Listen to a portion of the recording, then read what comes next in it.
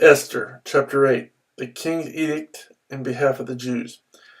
That same day, King Xerxes gave to Queen Esther the estate of Haman, the enemy of the Jews, and Mordecai came into the presence of the king. For Esther had told how he was related to her. The king took off his signet ring, which he had reclaimed from Haman, and presented it to Mordecai, and Esther appointed him over Haman's estate. Esther again pleaded with the king, falling at his feet and weeping. She begged him to put an end to the evil plan of Haman the Agagite, which he had devised against the Jews. Then the king extended the gold scepter to Esther, and she arose and stood before him.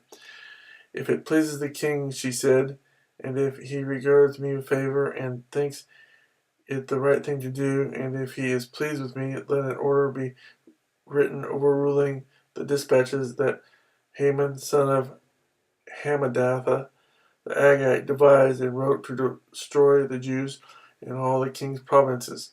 For how can I bear to see disaster fall on my people? How can I bear to see the destruction of my family?"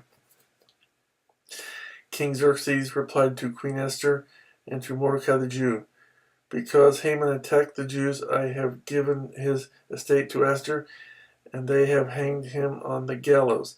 Now write another decree in the king's name in behalf of the Jews, as seems best to you, and seal it with the king's signet ring. For no document written in the king's name and sealed with his ring can be revoked." At once the royal secretaries were summoned. On the 23rd day of the third month, the month of Sivan, they wrote out all Mordecai's orders to the Jews and to the satraps, governors, and nobles of the 127 provinces stretching from India to Cush. These orders were written in the script of each province and the language of each people, and also to the Jews in their own script and language. Mordecai wrote in the name of King Xerxes, sealed the dispatches with the king's signet ring, and sent them by mounted couriers who rode fast horses, especially bred for the king. The king's edict granted the Jews in every city the right to assemble and protect themselves, to destroy, kill, and annihilate any armed forces of any nationality or province that might attack them and their women and children, and to plunder the property of their enemies. The day appointed for the Jews to do this in all the provinces of King Xerxes was the 13th day of the 12th month, the month of Adar. A copy of the text of the edict was to be issued as law in every province and made known to the people of every nationality, so that the Jews would be ready on the day to avenge themselves on their enemies. The couriers riding the royal horses raced out, spurred on by the king's command, and the edict was also issued in the citadel of Susa.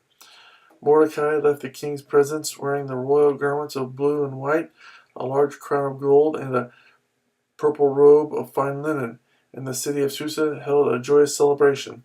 For the Jews it was a time of happiness and joy, gladness and honor.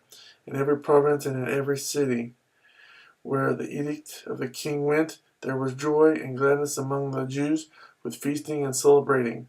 And many people of other nationalities became Jews because fear of the Jews had seized them.